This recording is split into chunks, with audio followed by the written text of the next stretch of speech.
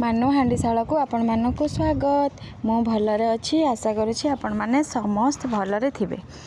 तो आज सकाळर जलखिया बनैबी उपमा और तरकारी। तो से कढ़ई किसी तेल नहीं जाइए आ जीरा पकई देइछि आ भृसंग पत्र किसी पियाज ता सहित काटी रखी परिबा कोबी गाजर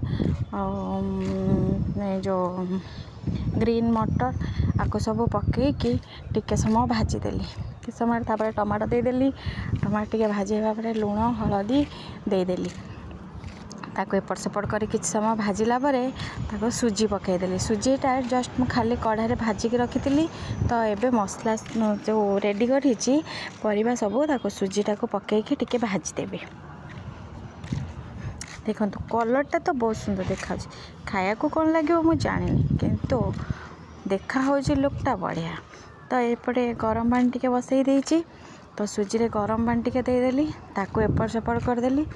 वाओ पूरा सुंदर खाइबा को भी टेस्ट देखा भी बहुत भल। तो सहित भजा बादाम आउ किछि कोरिकी रखी आंब कषि अदा ताको दे एपट सेपट करदेली। तो देखो बढ़िया देखा